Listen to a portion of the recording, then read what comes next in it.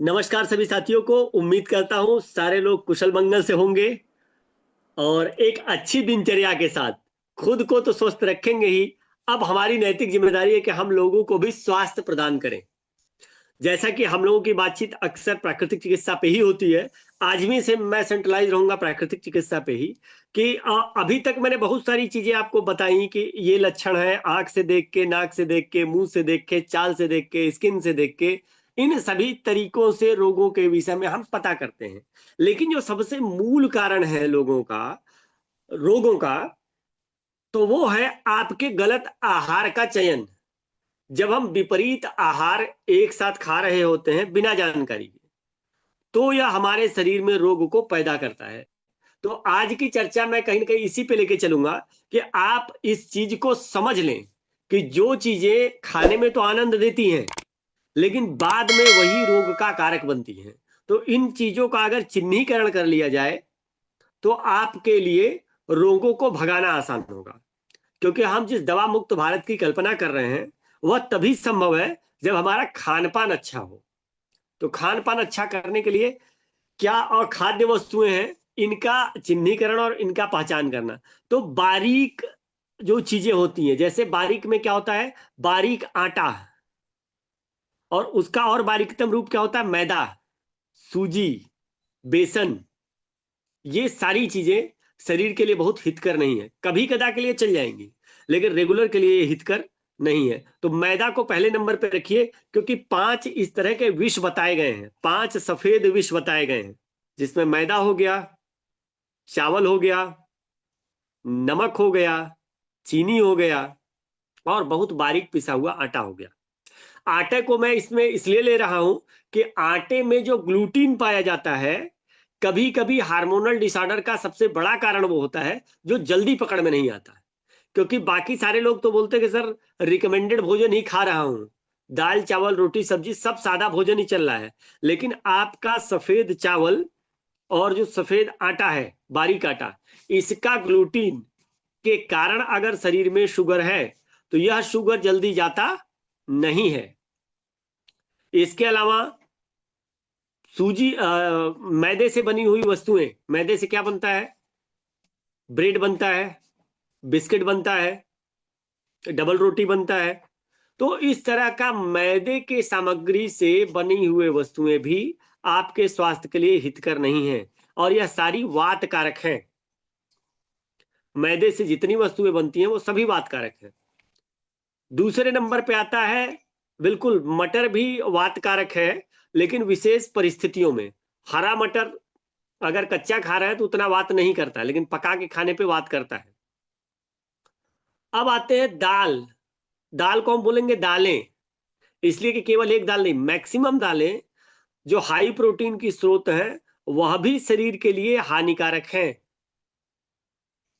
इसीलिए अक्सर uric acid वालों को आपने देखा होगा, मैं मना करता हूं कि रहर की दाल नहीं खानी है। तो अगर हम दालों में एक दाल के चयन की बात करें कि सबसे बेहतरीन दाल कौन सी है, तो मूंग की दाल। मूंग की दाल सबसे उत्तम दाल है, लेकिन वह भी हरी मूंग की दाल। यहां मूंग में भी मैं हरी मूंग की दाल या खड़ी मूंग की दाल की बात कर रहा हूं, क्योंकि जो छिलके सहित दाल होती है वह ज्यादा स्वास्थ्य के लिए उपयोगी होती है। अब जब बात आती है बेसन की, तो बेसन की ज्यादातर वस्तुएं तली हुई, भुनी हुई, फ्राई की हुई ही खाई जाती हैं। तो इसलिए बेसन से बनी हुई वस्तुओं को भी थोड़ा सा अवॉइड करना है। जो लोग बहुत ज्यादा ऑयली चीजें, मिर्च मसाले, बहुत ज्यादा अचार का प्रयोग करते हैं, वह भी स्वास्थ्य के लिए अच्छा नहीं है। इन सब के अलावा होता है हम सब कुछ तो सही कर रहे हैं, लेकिन हम तनावग्रस्त हैं, जीवन में अननेसेसरी चिंता कर रहे हैं, निगेटिव थॉट सोच रहे हैं, इनके साथ ऐसा हो गया, उनके साथ ऐसा हो गया। समाज में बहुत सी चीजें हो रही हैं, उसको अगर अपने से कोरिलेट करेंगे तो भी समस्याएं होती हैं। तो खुश रहना सबसे बड़ा मेडिसिन है। अगर आप खुश रहना शुरू कर दें तो बीमारियां तो वैसे ही छोड़ के भाग जाएंगी आपको। अब इसके अलावा जो चीजें बचती हैं वो होती है नशीली वस्तुएं। हमें पता भी नहीं चलता और हम एडिक्टेड हो जाते हैं। भोजन भी एक नशा है। अगर पैटर्न स्वरूप आप ज्यादा भोजन कर रहे हैं तो वह भी आपके शरीर के लिए अच्छा नहीं है। तो हमेशा बॉडी के पैटर्न को चेंज करिए। शरीर को सभी तरह के आहार की जरूरत है, तो जो भी वस्तुएं प्राकृतिक रूप से उपलब्ध है उन सभी का सेवन करिए। खाने के बाद आइसक्रीम कभी नहीं। आजकल तो ट्रेड में आ गया है, विवाह बारात में जाइए तो सबसे आखिर में बिना आइसक्रीम के तो कुछ होता ही नहीं है। भाई पूरे बीमारी की फैक्ट्री तैयार की जा रही है। इसके अलावा अगर संपूर्ण स्वास्थ्य चाहते हैं तो चिकन, मटन, अंडा, मछली, इन सब चीजों से भी दूरी बनाइए। अब इसके अलावा देखिए, प्राकृतिक चिकित्सा में तो आज हमने आपको बताया कि इन चीजों का अगर चिन्हीकरण कर लिया जाए तो ज्यादातर रोग तो वैसे ही ठीक हो जाएंगे, लेकिन इसके चिन्हीकरण का लाभ आपको तब होगा जब आपने क्लींजिंग थेरेपी किया हो। पहले जो शरीर में कचरा पड़ा हुआ है उस कचरे को बाहर करना है।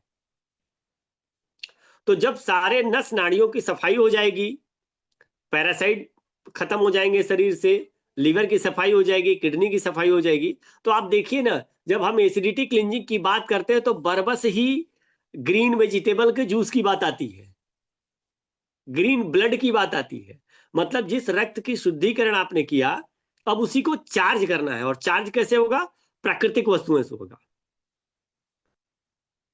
आयुर्वेद में भी इसका वर्णन है, रस, रक्त, मांस, मेद, अस्थि, मज्जा, है ना। तो रस, अब क्लींजिंग थेरेपी आपने कर लिया, आपके शरीर को ज्यादा एनर्जी की जरूरत है, और ये एनर्जी कैसे मिलेगी? एसिडिटी क्लींजिंग से मिलेगी। तो इसीलिए प्रत्येक कैंप के बाद जो एसिडिटी क्लींजिंग 7 दिनों तक करनी है घर पे, यह बिल्कुल मस्ट है। और सही चीजों का चयन करके 7 दिन आपने कर लिया तो गैस मुक्त तो होते ही पूरी बॉडी को आप एनर्जाइज कर देते हैं, सालों साल के रोग दूर भगा देते हैं। इसके अलावा जो महिलाएं थायराइड से पीड़ित हैं उनके लिए थायराइड क्लींजिंग। अब थायराइड क्लींजिंग में क्या है, एकदम सोचिए ना कि किस तरह से प्राकृतिक आहार आपके हार्मोनल डिसऑर्डर को सही कर रहे हैं।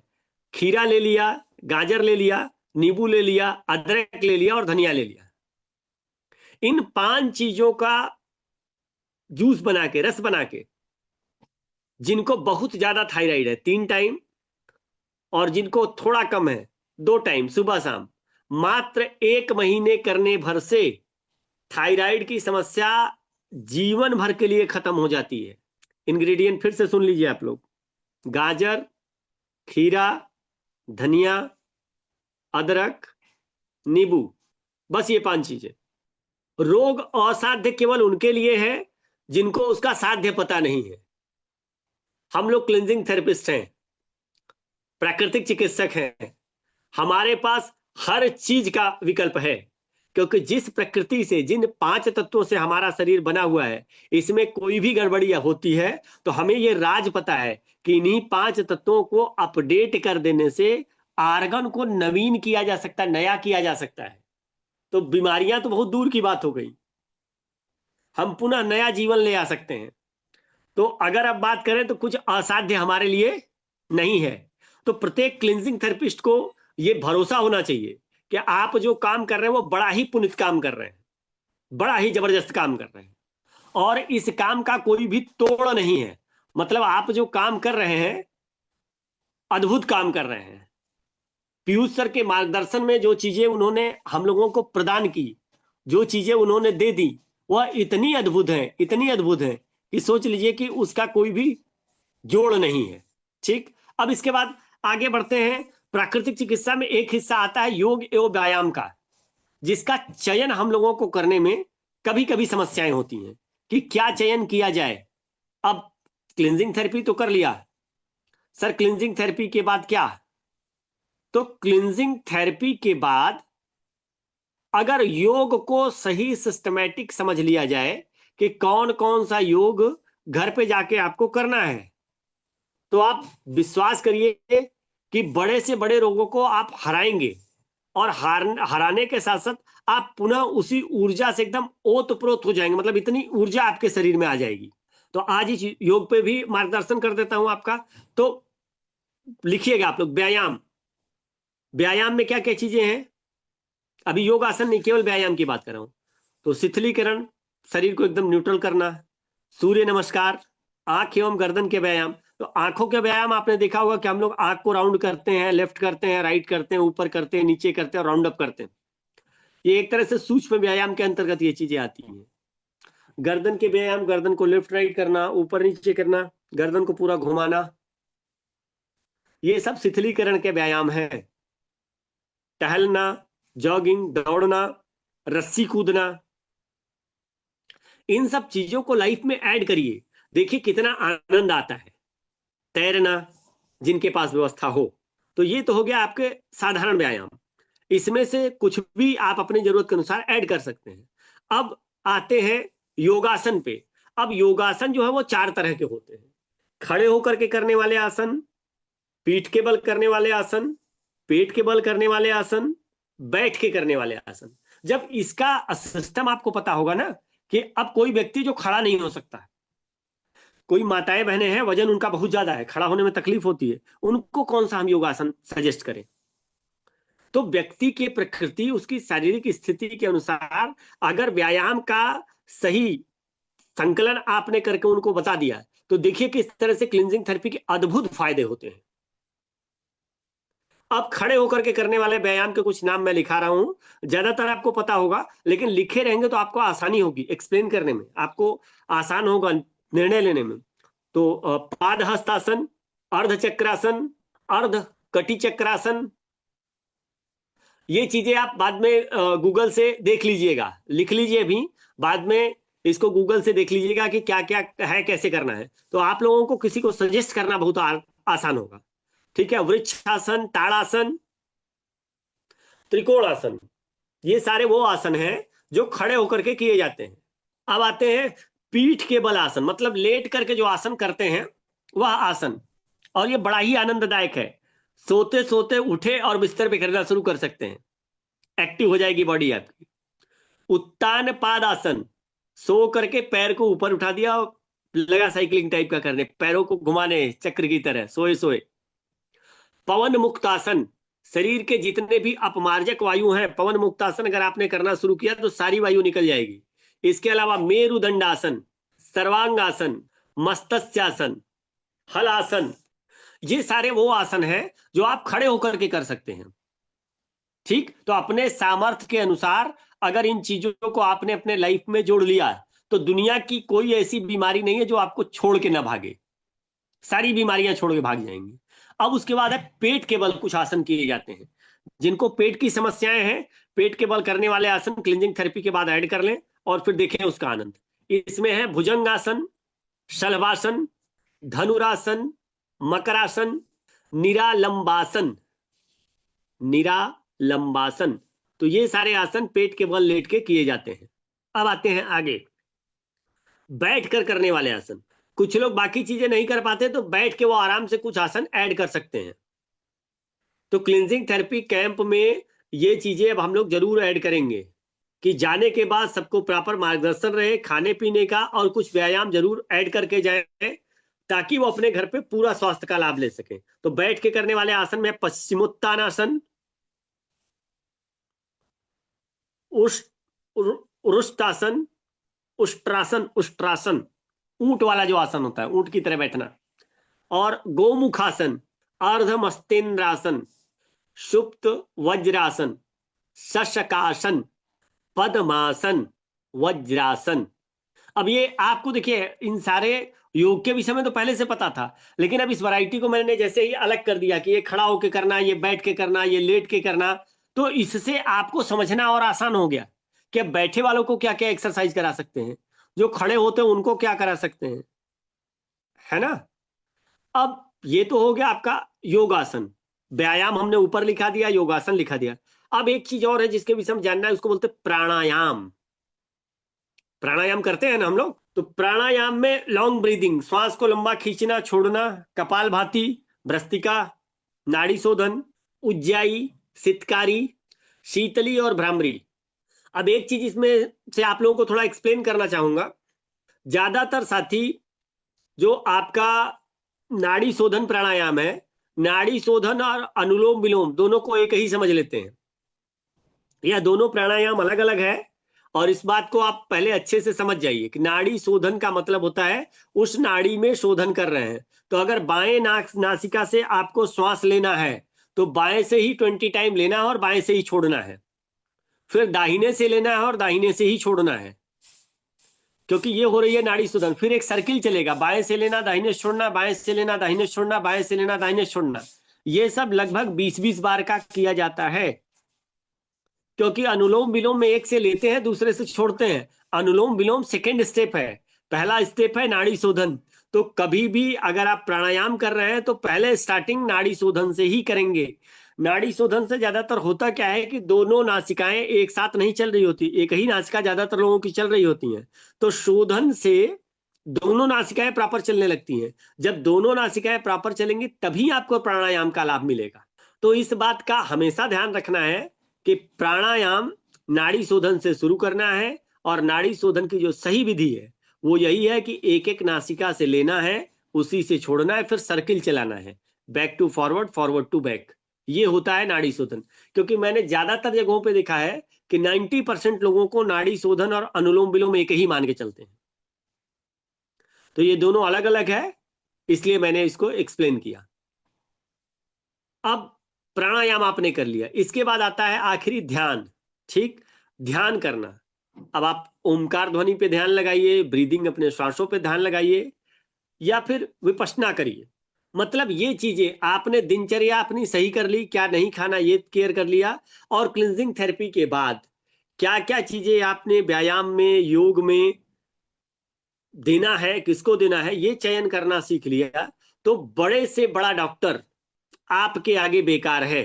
क्योंकि डॉक्टर्स की पढ़ाई होती है बीमारियों को ठीक करने की, और आप जो पढ़ाई कर रहे हैं वह पढ़ाई हो रही है बड़े से बड़े बीमारियां हो ही नहीं, और हो भी गई हैं तो प्राकृतिक रूप से ठीक हो जाएं।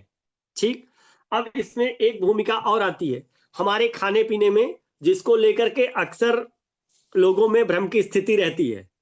तो आज इस विषय पर भी चर्चा करेंगे। हम लोग अक्सर नाम आप लोगों ने सुना होगा PVMF। हमारे शरीर को बेसिकली 6 चीजों की आवश्यकता होती है। PVMF 4 बड़ा इजिली है। P for protein, V for vitamin, M for mineral. ठीक, प्रोटीन, विटामिन, मिनरल, फाइबर। इसके अलावा भी 2 चीजें चाहिए होती है, वो होती है हवा और पानी। तो हवा और पानी तो मुफ्त का उपलब्ध है, तो इसका हम लोग केयर नहीं करते, कम करते हैं। तो शुद्ध हवा, आपके यहाँ का ध्यान देना होगा कि आपके यहाँ का जो AQI, एयर क्वालिटी इंडेक्स कैसा है। जैसे दिल्ली वाले इस मामले में थोड़े डाउन है। दिल्ली की AQI, एयर क्वालिटी इंडेक्स, हमेशा 100+ होती है, जो कि स्वास्थ्य के लिए अच्छा नहीं है। इसीलिए जब कोई गंभीर बीमारी में होता है तो डॉक्टर बोलते हैं इनको पहाड़ियों पे ले जाओ, इनको प्रकृति के नजदीक ले जाओ। क्यों? क्योंकि वहां पे आपको शुद्ध पानी और शुद्ध हवा मिलेगी। आपको बताया भी होगा, हमने जब पढ़ा, जब हम बता रहे थे कि शरीर में कितना है, 72% पानी, तो 72% सबसे पहले सही करना है। ठीक है, हवा कितनी थी, वायु कितना है, 6%। तो ये 6% भी बड़ा महत्वपूर्ण है। तो इस 2 पे मैं पहले पानी और हवा पे चर्चा इसलिए कर रहा हूं कि ये प्राकृतिक चिकित्सा का हिस्सा है, और पहले भी इस पे काफी बातचीत हो चुकी है। तो मुझे लगता है कि इस पे हम लोगों को ज्यादा बात न करके इस पे ज्यादा समझ विकसित करनी है कि शुद्ध वायु का हमारे जीवन में और शुद्ध पानी का बहुत बड़ा महत्व है। ये दोनों ही मुफ्त की चीजें हैं, लेकिन अगर हमने इन दोनों को सही कर लिया तो 72 और 6, 78% रोगों की विदाई तो ऐसे ही हो जाएगी। अब बाकी बचता है प्रोटीन, विटामिन, मिनरल, फाइबर। अब बात करते हैं प्रोटीन की। अब प्रोटीन जो है आपके शरीर में सेल बनाने का काम करता है, कोशिकाओं को डेवलपमेंट करने का काम करता है। ठीक, तो ये कोशिकाएं किसके शरीर में ज्यादा बनाने की आवश्यकता होती हैं? जो ग्रोइंग बच्चे होते हैं, जो बढ़ रहे बच्चे होते हैं, उनको शरीर में ज्यादा प्रोटीन की आवश्यकता होती है। और दूसरे नंबर पे जिनकी उम्र 60 साल से ज्यादा हो चुकी है, क्योंकि उनके शरीर में शरीर डाउन हो रहा है तो ज्यादा प्रोटीन की आवश्यकता होती है बॉडी बिल्डिंग्स के लिए। तो इन लोगों को ज्यादा प्रोटीन डाइट की आवश्यकता होती है। लेकिन आजकल यूथ में अंधाधुंध होड़ मची हुई है, protein protein protein, carbohydrate, starch, मतलब पर्याप्त मात्रा में अनगिनत जरूरत से ज्यादा ले रहे हैं, जिसके परिणाम स्वरूप शरीर में विभिन्न तरह के रोग हो रहे हैं। तो जिनको अपने शरीर को बिल्डिंग मतलब मजबूत करनी है, सिक्स पैक बनाना है, उनके लिए जरूरी है ज्यादा प्रोटीन। नॉर्मल आदमी के लिए नहीं, योग करने वालों के लिए नहीं, प्राकृतिक चिकित्सा करने वालों के लिए नहीं। आप जितना घर में नेचुरली खाना खाते हैं उतना ही पर्याप्त है आपके प्रोटीन के लिए।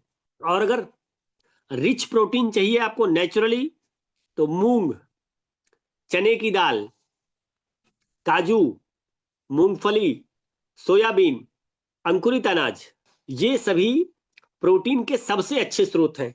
लेकिन इसके अलावा कभी कभी शरीर में कुछ ऐसी डेफिशिएंसी हो जाती है, या हमारा खान पान दिनचर्या अगर सही नहीं होता है, हमारे शरीर के बिल्डिंग्स ब्लॉक पूरे नहीं हो पा रहे हैं, ऐसे स्थिति में हम लोगों के पास एक बेहतरीन विकल्प होता है न्यूट्रिशन सप्लीमेंट का। लेकिन वो हमेशा सेकेंडरी होता है। तो प्रयास करना है कि पहले नेचुरल चीजों से पूर्ति करिए, लेकिन अगर पूर्ति होने में बाधा है, नहीं कर पा रहे उतना मैनेज, तो निश्चित रूप से आप स्वस्थ व्यक्ति प्रोटीन सप्लीमेंट ले सकता है। ठीक है। अब बढ़ते हैं विटामिन पे।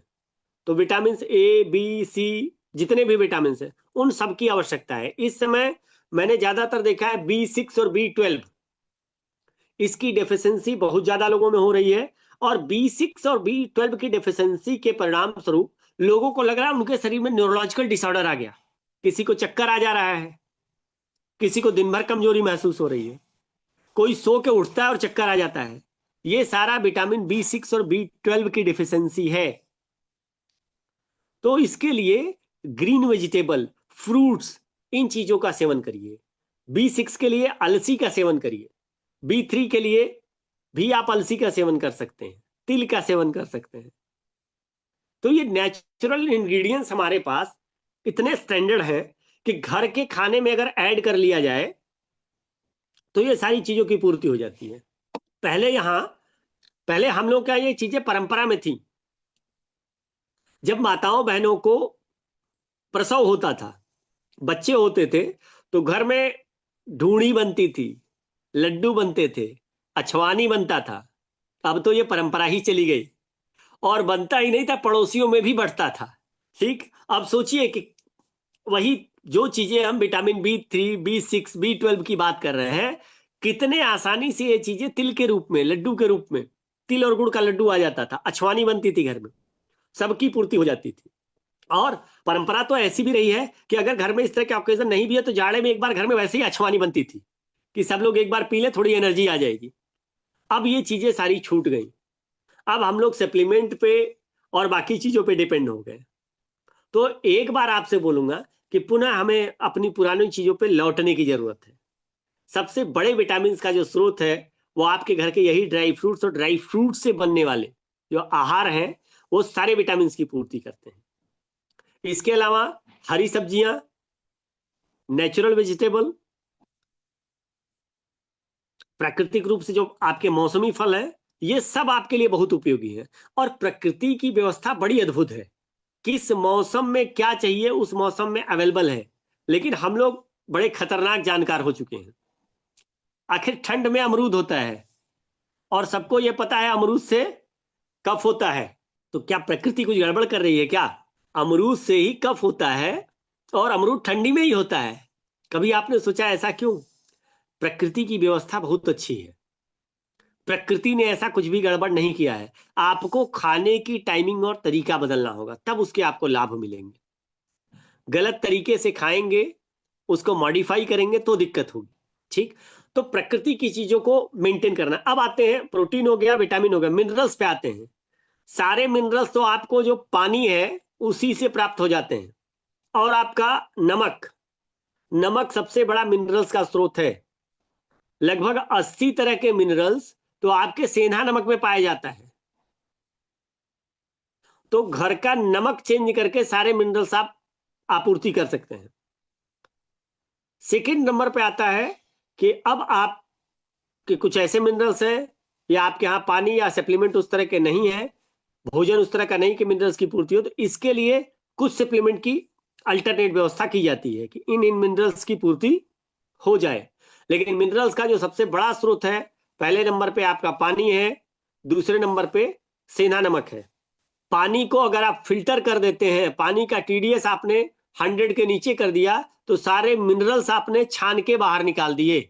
इस बात का विशेष ध्यान रखना है, जितने घरों में आरओ लगे हैं उनके घर में इन 6 तत्वों में मिनरल्स छान के पहले ही बाहर निकाल दे रहे हैं, तो निश्चित कुछ समय के बाद वो बीमारियों के चक्कर में घिरेंगे। मैं बार बार इसीलिए लोगों से बोलता हूं कि पानी आपके घर का कैसा है, उसका टीडीएस कैसा है, उसका पीएच क्या है। तो टीडीएस और पीएच अगर आपने ध्यान दे दिया, टीडीएस 100+ रहेगा तभी पानी के मिनरल्स बचेंगे। 100 के नीचे अगर आपने टीडीएस कर दिया तो पानी के सारे मिनरल्स छान करके बाहर कर दिए जाते हैं। तो वह पानी तो होता है लेकिन उस पानी में शक्ति नहीं होती है, शक्तिहीन पानी हो जाता है वो। तो घर का पानी सही करिए, घर का नमक सही करिए, 80 तरह के मिनरल्स प्राकृतिक रूप से आपको मिल जाएंगे। अब आती है बात फाइबर की। गाजर, विटामिन से, नेचुरल जो आहार है, इन सब में पर्याप्त मात्रा में फाइबर है। तो पर्याप्त मात्रा में अगर फाइबर की पूर्ति करनी है तो प्राकृतिक आहार का सेवन करें। तो पीवीएमएफ, प्रोटीन, विटामिन, मिनरल, फाइबर, हवा, पानी, इन 5 चीजों के विषय में अगर आपने जानकारी रख ली और क्लींजिंग थेरेपी के बाद इन्हीं 5 तत्वों को आपने सही कर लिया, तो बड़े से बड़ा बीमारी छोड़ के जाएगा ही और आप जीवन में कभी बीमार नहीं पड़ेंगे। अब अगर आप हाई प्रोटीन डाइट ले रहे हैं, आपको जरूरत नहीं है तो दिक्कत करेगा।